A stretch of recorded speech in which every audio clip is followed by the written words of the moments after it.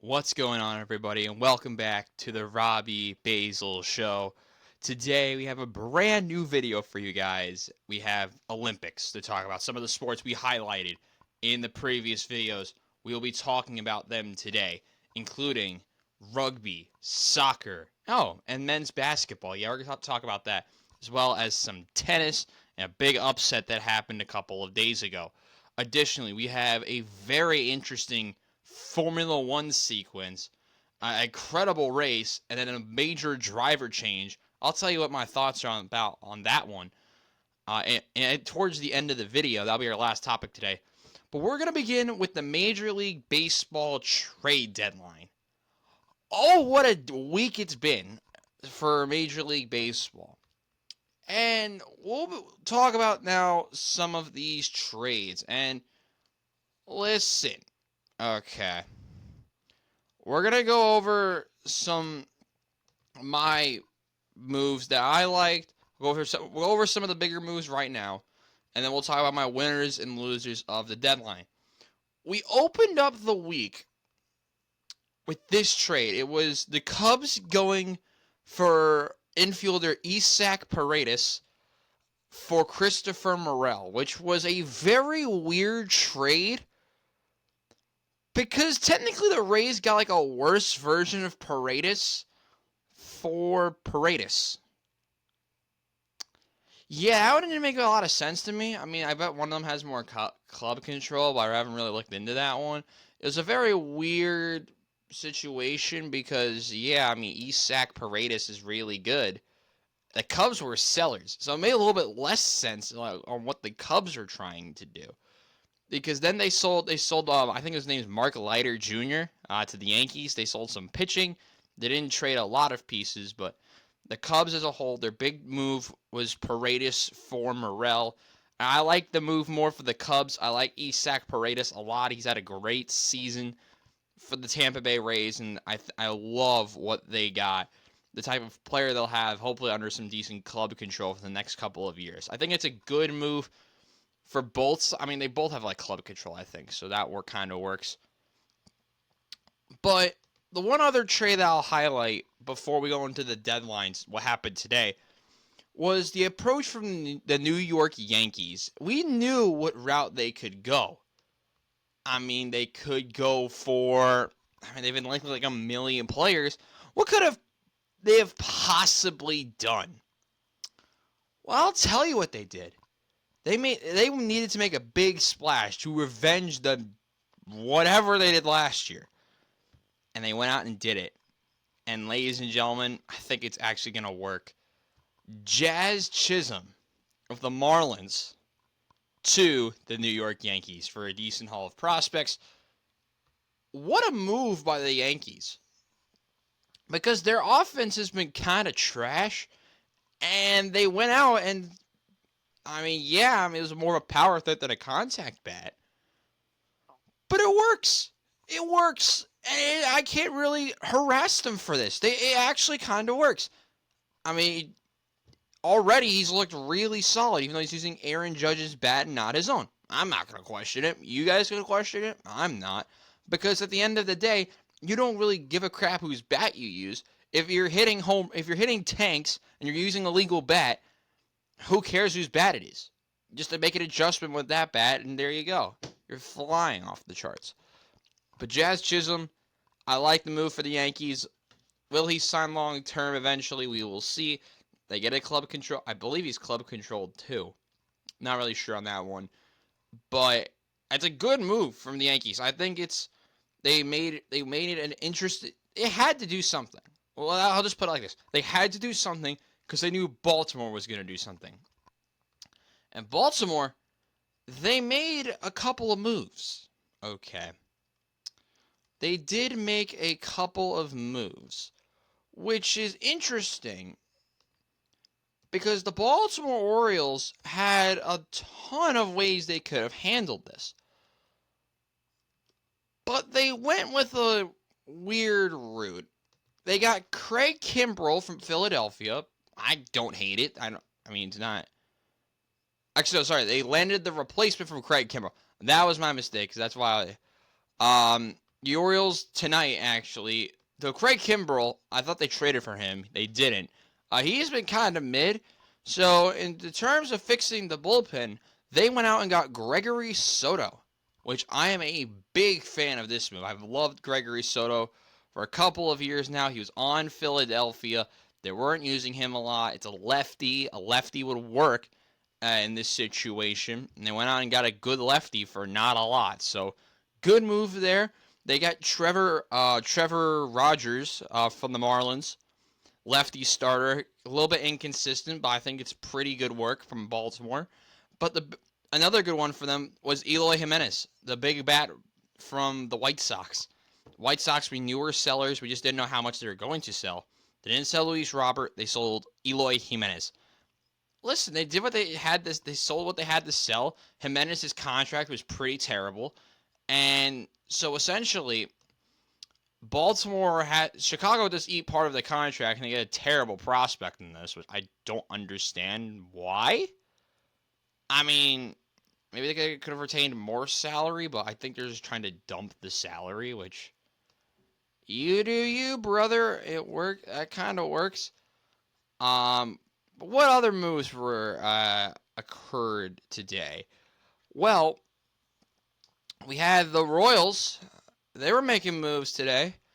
The Royals made a couple of moves. The big one, I believe, was acquiring Paul DeYoung. And they also got a reliever named Lucas Erceg from Oakland. Totally said that wrong, but we read. The Rangers, they've been terrible. They got Andrew Chafin. I don't think that's going to help them very much, but we'll stick with the idea of one of the bigger sellers of the deadline. And it was a team that I had a lot of faith for this year. And that's the Detroit Tigers, who they couldn't sell Baez, but they had a couple players linked in trades.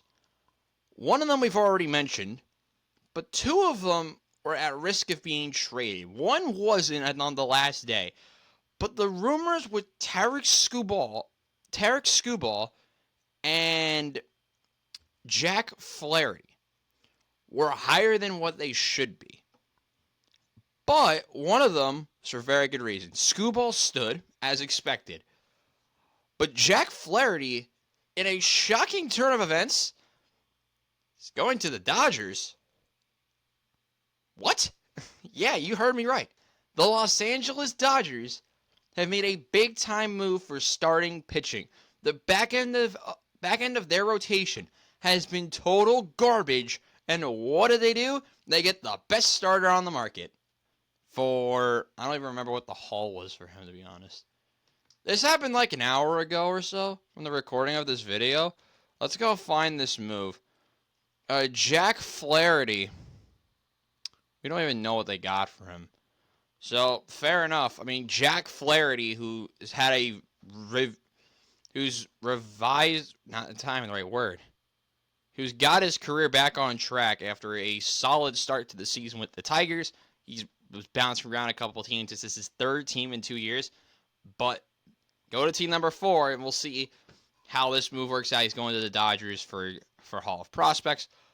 The one worry that I have with this, for the Dodgers' perspective, is this is very similar to the Lance Lynn situation when they traded for him. And then he sucked. So hopefully they're not getting another Lance Lynn when he got traded there. But regardless, the Tigers responded they sold. That's all you need to know. Quick other note, we had an underrated trade with the Rays. I just forgot to mention this when we were talking about the Rays. There was a rumored trade for a while, and it was Dylan Floro from the Nationals going to the Rays for Dylan Carlson, which would have been awesome. I think that trade would be so helpful for both teams. Unfortunately for baseball, that didn't happen. And Dylan Carlson went to Tampa Bay, which begs the question, what the hell are they trying to do? Because they essentially replaced Randy Arozarena with Dylan Carlson. I don't hate it. It's a weird one, but I don't hate it. Dylan Carlson, if you don't know who he is, he's from the St. Louis Cardinals. A left-handed bat, can hit really well, but he fell out of favor in St. Louis. They trade him over to the Tampa Bay Rays, where he's going to get a lot more playing time out in the outfield. I think it's a good move. What other moves are there to talk about? Let's go back to the Marlins, who continued to sell. They sold Brian De La Cruz to Pittsburgh? So they wanted to get in a little bit of the action. Okay. Listen, Pittsburgh kind of did what Cincinnati did last year and didn't go all in for the sake of it. They're focusing on development. They get Brian De La Cruz, who I really, really like. Brian De La Cruz will add some power to that lineup, a lineup that's been hot and cold, I would say, with Pittsburgh. But it's a piece that could really help them out. It'll be Brian Reynolds, it'll be Brian De La Cruz, so we have the Bryans, and whoever else they put out there. Interesting. But, Robbie, you're forgetting about a couple of moves, and don't worry, we have more to talk about. It will be starting with the aforementioned Dylan Floro, who is going to the Diamondbacks. So the Diamondbacks bullpen has been complete butt. It's been not great. And they addressed it with Dylan Floro. Good. Did they do anything else? Nope, they just got Dylan Floro. Man, these trade deadlines for some teams don't work. Who else we got? Any ideas? The Mets. They made moves at the deadline? Oh yeah, the Mets. You know, one of the best teams in baseball as of late. Well, Robbie, what did they do? They had to have made a big splash for a starter. They didn't. Well, they really didn't. But they played their cards right. And we go back to our fun friends in Oakland, who continue to sell. The poverty franchise continues to sell. And the Mets, being the Mets, acquired, I believe, multiple players from them. I don't know. No, they got one player. They got Paul Blackburn, right-handed starting pitcher. Good stuff. Injury problems in the past. He's kind of old. He's like 31. But for a back end of a rotation guy for literally nothing, works for me. They also got Huascar Brazoban.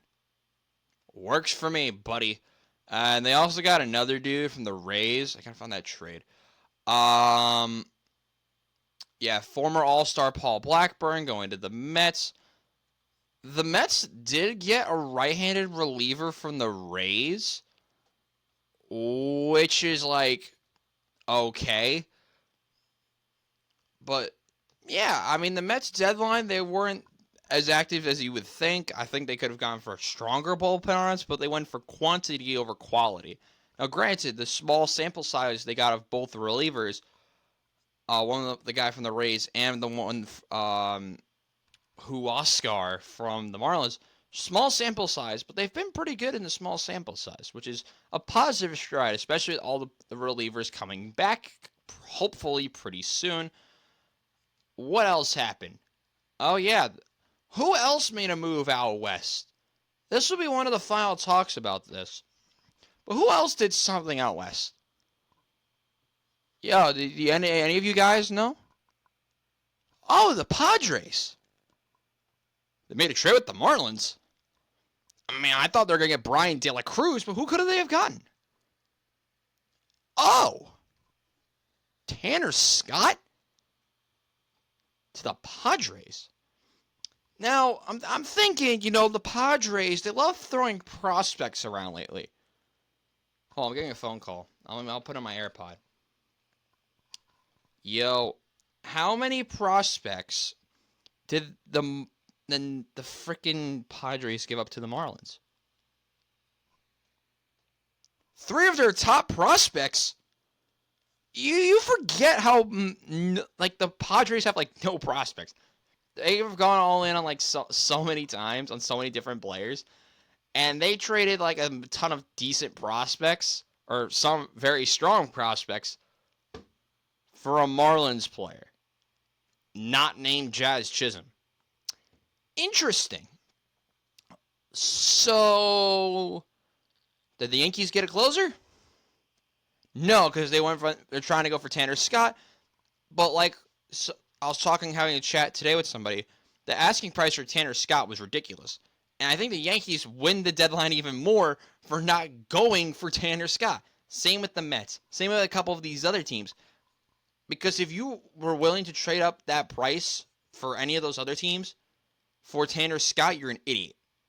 Tanner Scott, I like him, but he got valued too highly by the Marlins. The Marlins win the selling because they sold off the pieces they could. Now they have to rebuild a rebuild. They're rebuilding the rebuilding of the rebuild. I think I said it right. It's kind of hard to say because they're like rebuilding and made the playoff. Besides the point, the Padres lose. Yeah, they got Martin Perez or something, this left-handed pitcher. But you traded all of that for a lefty reliever who's been good with the Marlins. Don't get the root, but whatever. I mean, the Marlins saw what they could. They did it right. A lot of teams did this deadline pretty decently, honestly. There's not a lot of other big trades, unless I'm forgetting about something. By the way, the Mets player I was forgetting was Tyler Zuber. That was the player I was forgetting. I scrolled by him. Those are the big moves. Shout out to Luis Garcia going to the Red Sox. Austin Slater goes to Baltimore. We mentioned those other moves.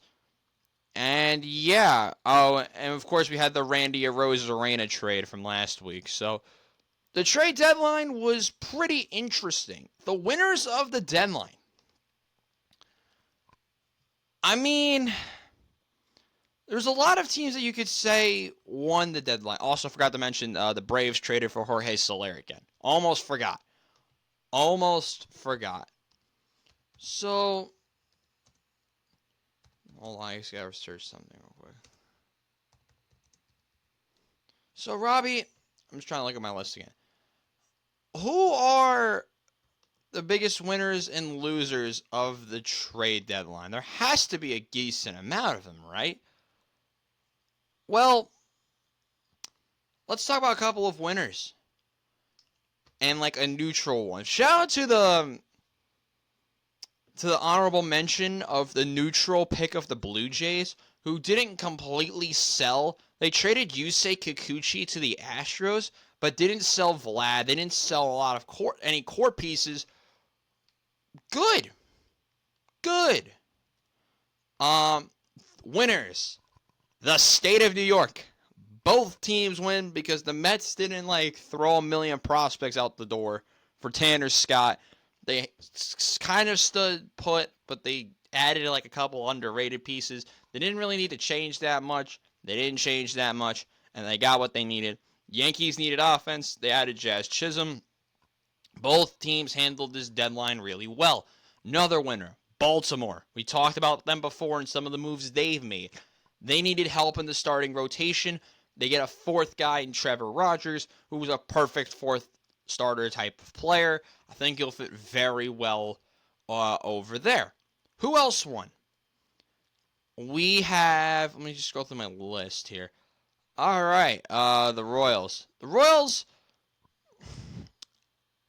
I put as a neutral for this because they could have sold, they could have bought. They're in the mix for the AL Central. They didn't really screw it up. Neutral teams.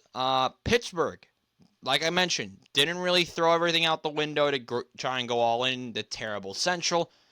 They did it fine. The Los Angeles Dodgers, who did absolutely nothing until the last second, go in the neutral. I think they could have done maybe more at the deadline. It's the Dodgers. You expect them to do a lot at the deadline. They really didn't. But they got the piece they needed in Jack Flaherty. So I think they'll be under the neutral category. Also, forgot to mention, another winner. The Marlins, they sold all the pieces they could. They got great prospects in return for the majority of the trades. I wouldn't be mad about it. Who are some losers, though? There's got to be a lot of losers from this. Come on. How many bad teams there are? I mean, what are some losers, Robbie? My first loser, total losers, are the San Francisco Giants. who are not good. They have pieces to sell, and they sold nothing. They stood pat in a division that's only going to get better. They're not. Doesn't make sense. They have pieces they could trade. Michael Conforto being one of them. There's a couple. Camilo Duvall, I thought, was another one.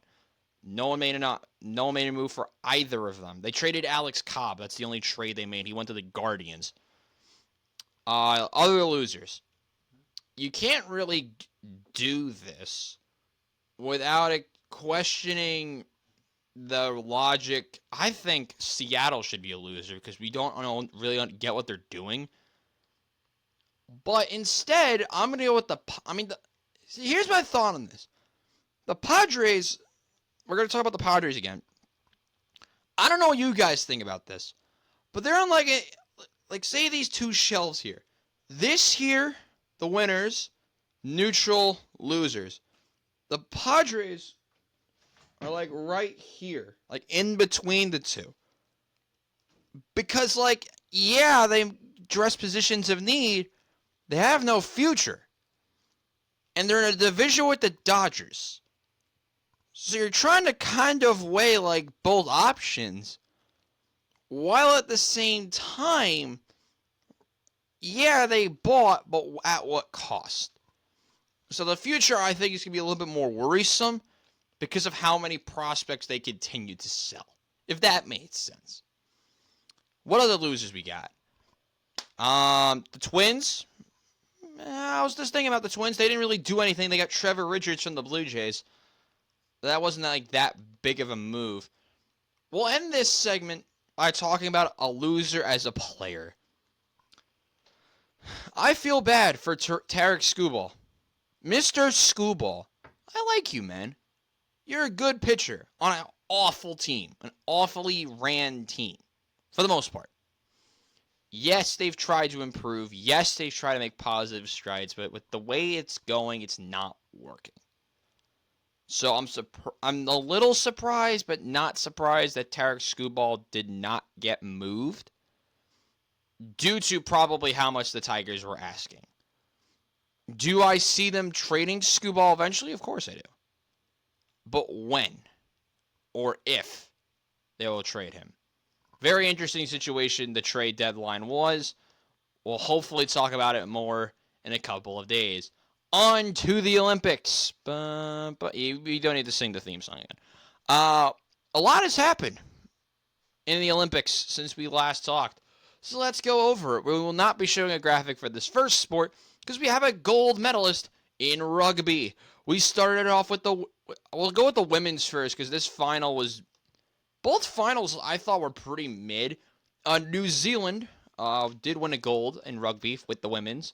I did get to watch a little bit of the match. It was a pretty interesting match. Canada and New Zealand, the Kiwis did come out on top of the Maple Leafs 19-12. And the United States, who actually did something in rugby. We made it to the bronze game and won a bronze in women's rugby.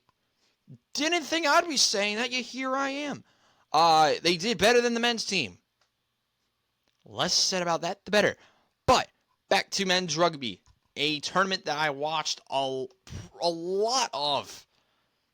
And we're going to go back to where we were last time. So, because we went more in depth with the men. So that's why I'll go in more in depth. Don't question it. But the tournament on the men's side, we were up to the semifinals.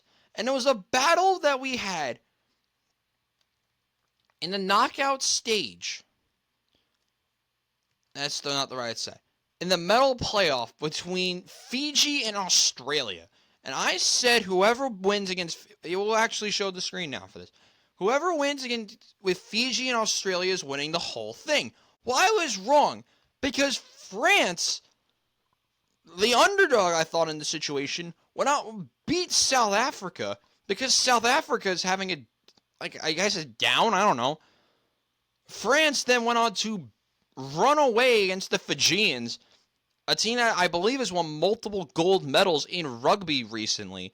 France, who allowed the opening try, and then the conversion, so it was 7-0, scored 28 unanswered to come out and beat Fiji and win the gold. South Africa wins the bronze. They went out and won 26-19 over Australia. but a tournament that captured the hearts of many for a tiny nation of Fiji, which this is one of the few things they actually are kind of good at. Maybe weightlifting's another one. I don't know. I really don't know a lot about Fiji other than they have feet. Comment below, is Fiji water actually from Fiji? No idea. But back to the team as a whole, they're a big rugby nation. They've been really good. The Oceania teams, like Tonga, Samoa, Fiji, they're all really good at rugby. The Fijians don't mess around. They come out and they win the silver medal. So good effort from Fiji. Not enough, though, unfortunately for them. But where are we in soccer? I mean, hell, the United States just went out and lost to France. How bad could it have gotten since they went out and lost to? They lost to France. They got annihilated by France. What could have possibly happened as the group stages ended today? Well, in Group A, it was very simple. It was a battle between the United States and Guinea. The third world. Are they a third world country? I don't know. But Guinea had to win and have New Zealand. They had to win by 3 and then have. Oh, it's a very weird situation. They had to win by a lot. And what happens next is very interesting. The United States, who I give them a lot of crap, come out and after beating New Zealand 4-1, they beat New Zealand 4-1. France beat Guinea. Here's the group. That's how it ended. But we are up to here. France beat Guinea 1-0. The United States ran away with it against New Zealand. But then this happened. United States 3, Guinea 0. And then France just taking care of business. Go through the whole group stage, conceding 0 goals and scoring 7. They win the group. Makes sense. The United States, despite looking awful against France, come out and destroy New Zealand and Guinea, as predicted, to have the group finish like this, with France, then the United States, then New Zealand, then Guinea, then the United States making the knockouts of the Olympic Games for the first time since the turn of the century in 2000 in Sydney. Is that surprising? Kinda, but listen, it's the U.S. men's team, not the women's team. Group B was pretty simple. Morocco, after defeating Argentina, basically took care of business. Match day 2, which was on the 27th, if you remember, Argentina went out and beat Iraq, and Ukraine beat Morocco, which made this whole thing interesting because, I believe everyone was on 3 points, which made this really, really fun. And the matches today didn't really disappoint you. We opened with Argentina beating Ukraine. So Ukraine they were out of it. But then this game happened. Morocco 3, Iraq 0 at the Stade de Nice. Morocco goes on to win the group over Argentina. Once again proving that Morocco, I guess, is better than Argentina. I don't know. But here we are, the Moroccan national team, once again shocking everyone on the world stage. Shout out to Ukraine and Iraq. They threw up a good fight. The Moroccans proved me wrong again. I thought Iraq was going to finish in second. Not really. Moroccans come out and finish in first. They win the group, which sets up probably the biggest match of the whole thing in the quarterfinals, and we'll talk about that in a minute. Group C was a very interesting situation as well. It was headlined by not Spain. I'm kidding. I knew it happened. I watched the games today while I was at work. Shout out to the Dominican Republic for drawing Egypt on match day 1 and then doing nothing else. They drew Uzbekistan, which, cool. But match day 2 went out like this. Egypt beat Uzbekistan 1-0. And the Dominican Republic, for about 30 minutes, almost 30 minutes, was drawing Spain. But then Spain turned it up and scored 2 goals, and they won 3-1. But then what happened? We had Egypt against Spain and the Dominican Republic against Uzbekistan. Well, I'll tell you right now, the Dominican, as mentioned, drew Uzbekistan. But you see, Egypt won the group because Egypt won 2-1, and they were up by multiple goals at one point in this match. The Dominican who scored, by the way, first match, Dominican scored a penalty. It was a penalty. I agree with it. But Odilov scoring, equalizing it. I think they did it right. 1-1 draw was fair. The bottom match was crazy. Egypt were better for like 90% of the game. They won 2-1. They win the group after drawing the Dominican Republic to open the tournament. Make it make sense. I got nothing to say. Do you? I certainly don't. Because, as mentioned, Spain didn't win the group. Egypt did. So Spain will have to finish the winners of Group D. Well, who won Group D? That would be Japan. The Japanese, who won like the easiest group on the face of the earth, went out and won all three matches with a +7 goal difference, very similar to France. But match day 2 was very interesting. And that was for Paraguay, who I wasn't very high on in the beginning of this. I thought Mali was going to finish in second. But Paraguay, who lost 5-0 in the opener, and I said they were the worst team here, beats Israel 4-2 in one of the more crazier matches of the whole thing. It was 2-2, but Paraguay in the 93rd and 96th minute go on to win the match 4-2. And then Japan struggle but beat Mali. So at that point, Japan was safe. Paraguay was on 3 points. Mali and Israel were on 1. Israel played Japan. I'll tell you that right now, as you can see in the standings, Japan won. But this other game was fun. It was Paraguay against Mali, and it was fun for about 5 minutes. It was back and forth all the way. Towards the end, Paraguay was pretty much the better team. Paraguay wins 1-0. So you're telling me a team with a -2 goal difference conceded 5 in the opener. Now, I said they were the worst team here. Goes on to win. Twice to win. I'm speechless still. And advance to the knockouts. Here's the tree. And here's what I'm talking about. Of course, you have Japan-Spain, which sounds like a World Cup match. You have the United States-Morocco. All the games are on August 2nd, by the way, so set your calendars for Friday. It will be a fun time on Friday. Egypt-Paraguay, very intriguing. The Paraguayans trying to prove themselves more against a team that, they beat Spain. How more crazy can this get? But then we have this game. France-Argentina off the top in Bordeaux. That's going to be insane. I cannot wait for that match. We have United States-Morocco. Anything can happen. Japan, all these games pretty much, other than Egypt-Paraguay, really, anything can happen. Yeah, even in Egypt-Paraguay, I think anything can truly happen, and any of these teams can win the whole thing, maybe other than Paraguay and the United States. I would probably count out both of them. Maybe. Because I don't see the United States beating Japan or Spain. Morocco, maybe. Because they beat Argentina. But the United States, for the way they were just killed by France, I would say France is probably going to win this still. France-Spain final would be awesome. But yeah, I would probably still say France would win this. But it's going to be chaos. The games are on Friday and Monday, so we'll preview the final. Actually, no, we're going to preview the second round. I thought today was Friday. No, it's Tuesday, ladies and gentlemen. So hopefully we'll know at least when the semifinals. Oh, we'll probably do it after the semifinals on Friday. So we'll preview for you guys the final. It will be chaos, and I can't wait for it. Now, I got after the video went live on Friday, the last video came out. They're like, Robbie, didn't you miss a sport in your preview? And I did. Men's basketball. We completely forgot about it.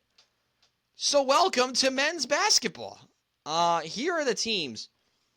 I believe I forgot about it, but we'll just go over this again before we forget.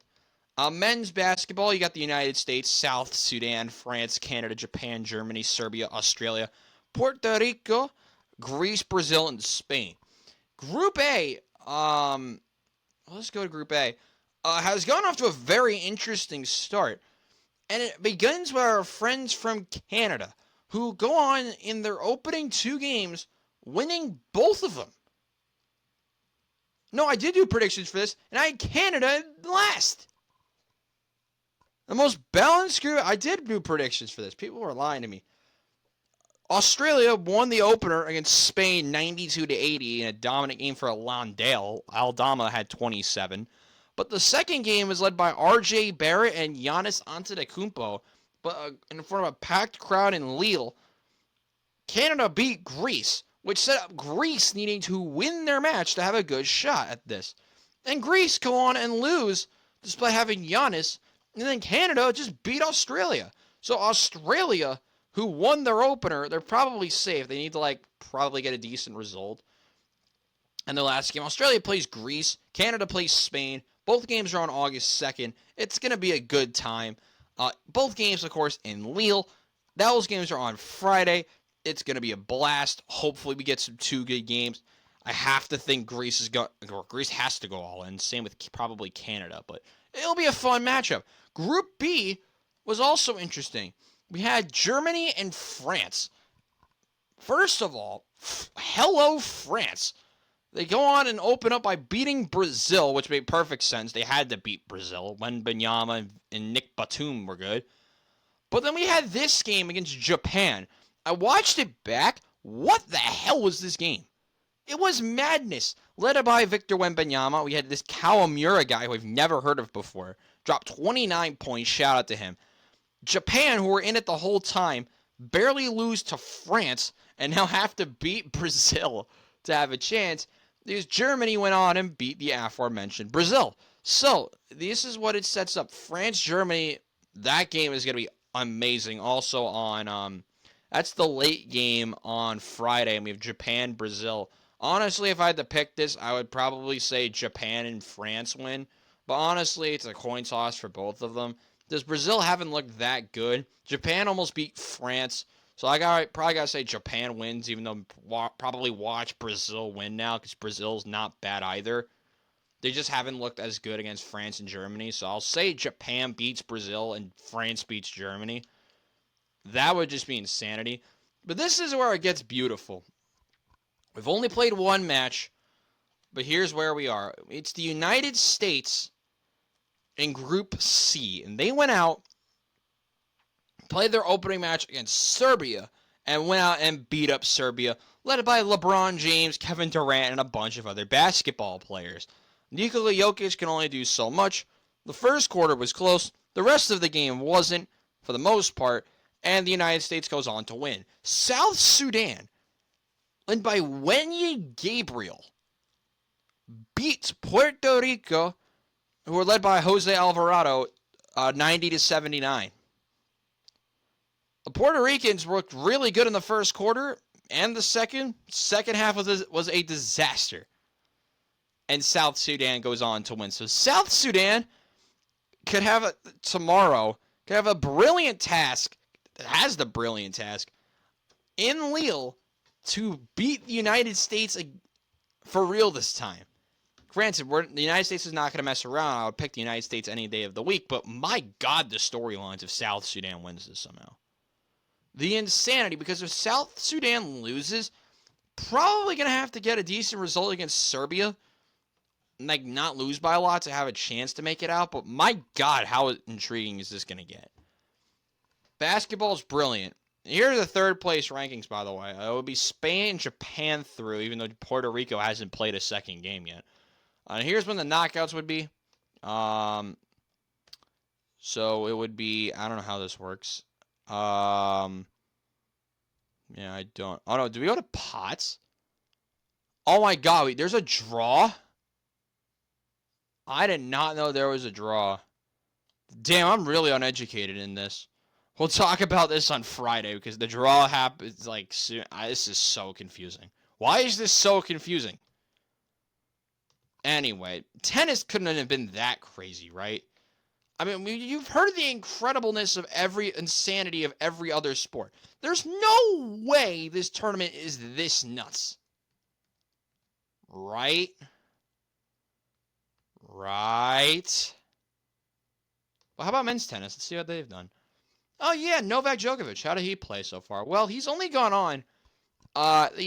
Shout out to the dude Ebdeen, who won one game against Novak. Sympathy game. But then we had Novak against Rafa Nadal. That match, I watched the second set of it back because the first set was a disaster. It was such a fun second set. If only the first set was the same way. But this is pretty much how I expected, other than Felix losing in his opening match. It's not the first time I had that happen.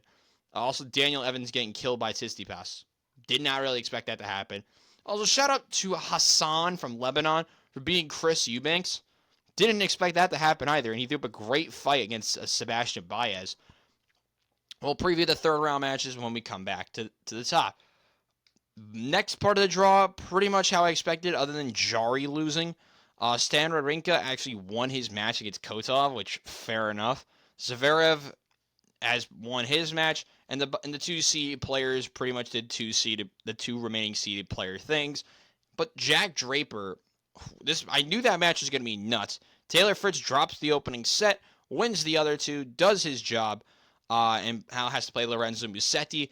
Look at the run that Fritz is going to have in order to make the semis. He needs to beat Bublik, who's like really good, probably the best not seeded, one of the better not seeded players here from Kazakhstan. Has to beat Jack Draper, who's the second best Great Britain player, I would say. And then Lorenzo Musetti in the third. That's insanity. But he's been able to accomplish the first two matches, win the first two matches, so fair play to him. This part of the draw, Francis Auger-Aliassime has not disappointed, but apparently the seeded players in this part love just not being good in the early stages of this tournament. This is the third seeded player for that part of the draw that's lost. It's Hugo Humbert. He lost to Cerundolo, who now has to face Casper Ruud. Casper Ruud's going to destroy him. This is a free win for both of them. I don't like Auger-Aliassime's chances, even though he looked really, really good against Martirer. Nailed it. You don't have to tell me twice. He did not look good. Oh no, that was Martirer's opening match. He looked good against Giron. Looked good against Martirer. Faces a real player, Medvedev, who's looked even better than him. So it should be fun. And Casper Ruud's too good to lose to Cerundolo at this point. This is where the insanity happens. It just gets weird. Another seeded player losing, because that makes sense, chat. Understand this, because this is where it's going to get really stupid. If one of the players didn't withdraw, somebody withdrew, I don't remember who it was. If the draws were how they're supposed to be, all four players from the same part of the draw would have all lost. That's ridiculous. Tabilo for Chile is another one. We have Carlos Alcaraz, who did Alcaraz things and went out and beat Habib from Lebanon, and then Greek Spore from the Netherlands. Now faces Savelin, which is Alcaraz is going to face Tommy Paul again in a tournament, which is going to be such a fun match, especially on clay. You have to imagine Alcaraz wins it, but I did pick Tommy Paul, so we're going for Tommy Paul. But men's tennis has been insanity. You have to expect a lot of these results to be pretty straightforward, other than this matchup here with Baez and Tsitsipas and Musetti and Fritz. Those are going to be the two third round matches I would want to watch out for. This is one-sided for Medvedev, I would believe. I don't have a lot of confidence in Auger-Aliassime. He hasn't proven anything, yet he's 13th in the world. It's like Belgium in men's soccer. Doesn't make sense to their ranking because they're good on like the worst in the not great situations. But, I mean, this couldn't be that crazy. I mean, how has the women's tournament been? I mean, the men's tournament, it's going to be fun. It comes back. You get to see the legend here. The round of 16 is tomorrow.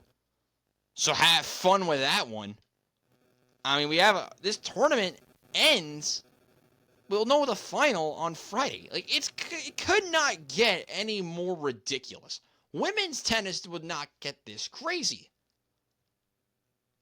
You don't realize what year we're in. We're in 2024. Women's singles is just as nuts. And we'll start from the top. Get out of here, Wikipedia New Colors. These are those seeded players. Yeah, we'll talk about all these players in a minute. How bad I was at this.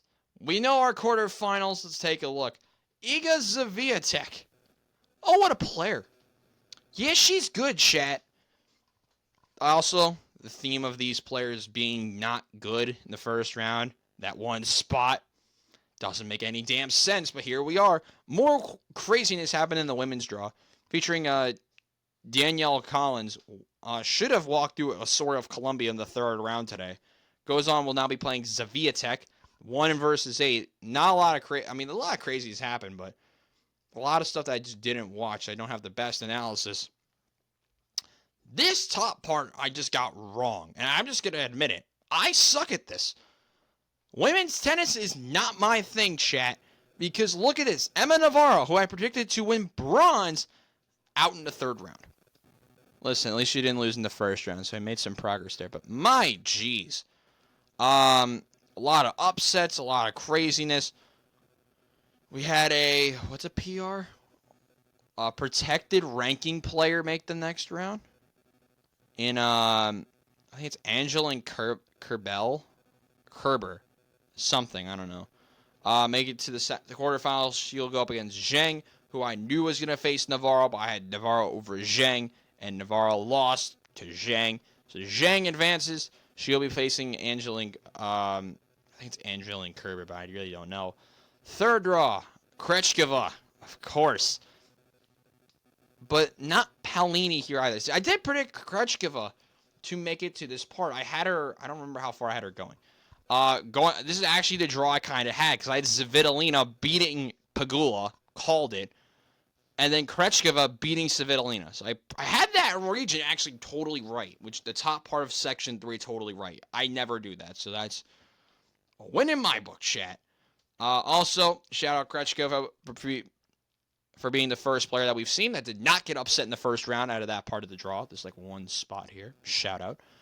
She went out. She's going to go to the quarterfinals against, we're not even going to try to pronounce that. I don't want to get it wrong. The Slovakian player.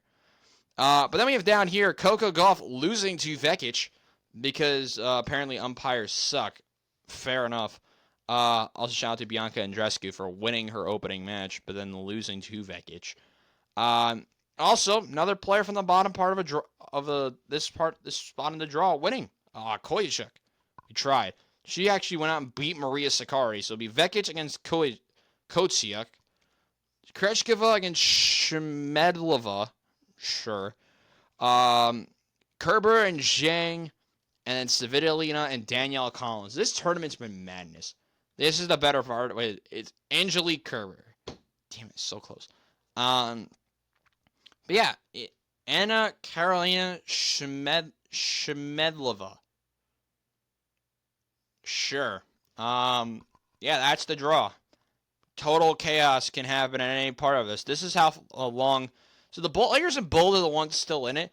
You can count here 1, 2, 3, 4, 5, 6 players out of the 17 seeded players. Remember, someone withdrew due to illness. That was Elena Rybakina. That's what I was forgetting. She withdrew due to illness. So you're telling me that 10 of the 16 seeded players are out. Awesome. Love it. The Olympics have been great. That's all the Olympic sports we're going to go over because we have some news in Formula 1, which is how we're ending this show today. We have 2 things to talk about because that makes sense. 3 things to talk about. We'll start with Belgium, which was insanity. And it was exactly like what you wanted to happen. Let's just pull up the race result. So this is how it ends. Lewis Hamilton wins Belgium. We have all these drivers. Lewis Hamilton wins from Piastri, Leclerc, Verstappen, Norris, Sainz, Perez, Alonso, Ocon, Ricardo, Stroll, Albon, Gasly, Magnussen, Bottas, Sonoda, Sargent, Hulkenberg, Zhou DNF'd, which was unfortunate. But you're probably asking yourself, Robbie, where's George Russell? And didn't you post on your Instagram story that George Russell won the race? Let's go into that race. A race of pure chaos where 2 stops strategies were abound. Only 2 drivers tried the 1 stop, and only one's going to get recognized for it. That was Fernando Alonso, who went from the medium to the hard tires. And the hard tires were pretty good. They actually lasted way more on certain cars than others. Particularly the Aston Martin and the Mercedes. Let's go to the end, towards the end of the race. George Russell, who pitted early, if you remember, from the medium to the hard, stayed on the hard tires for over 60% of the race. Excuse me. Comes out later, towards the end of the race, and is leading the race. George Russell leading the race with about 5 laps to go. Hamilton closing in on him. They let George win it.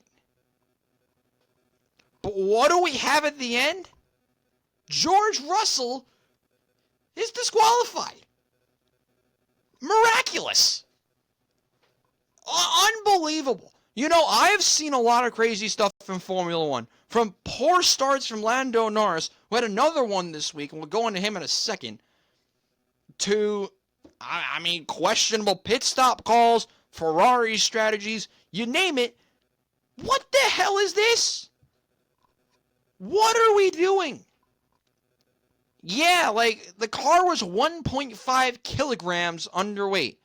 I don't know what that conversion is to pounds. Like 4, I don't know. I don't even want to know what it is. Regardless, how do you let this happen? It is stupid. Figure it out. I know what they were trying to do, because usually on a cool down lap, you pick up debris on your tires. That's why they look really ripped up at the end. So you can pick up stuff so you can add weight to your car. Not in Belgium. And George Russell pays the price. He ain't getting his third win. Lewis Hamilton gets win number 105 in one of the most unpredictable ways to do it. Works for me. You know, I love this. But there's something else we have to talk about. And we have another driver transfer confirmed. And this is how we're going to finish the night. Carlos Sainz. We know he was in the mix for multiple spots on the grid. From the safety car at one point to Alpine, Mercedes, Williams, everywhere. I can confirm, and this was confirmed today, it was confirmed recently, Carlos Sainz is going to Williams. I did not stutter, I did not stop for any reason. Carlos Sainz to Williams is confirmed. So it'll be Sainz and Albon. Sargent's probably going to IndyCar. The whole situation, and I'll put it like this, was crazy from the get-go. To Hamilton going to Ferrari in general, to start off this whole mess. To Sainz being linked with Audi from last year when I was on the Starting Grid podcast, when we were talking about it, I said they should keep Leclerc over Sainz's rumors to Audi. Now that's not going to happen yet, but Sainz is going to be moving to another team. And he picks Williams. So James Vowles is probably the most impressive person out of all of this, because he convinced the top-tier driver to drive for Williams, because that car is... I can't curse on this. That car sucks. I think it's the worst car on the grid in terms of points this season. I don't have my F1 thing to back me up on that, but you get the idea. It's not good. But they convinced a top five-ish driver, top 5 driver, yeah, I'll put fringe top 5 driver, to drive for that team?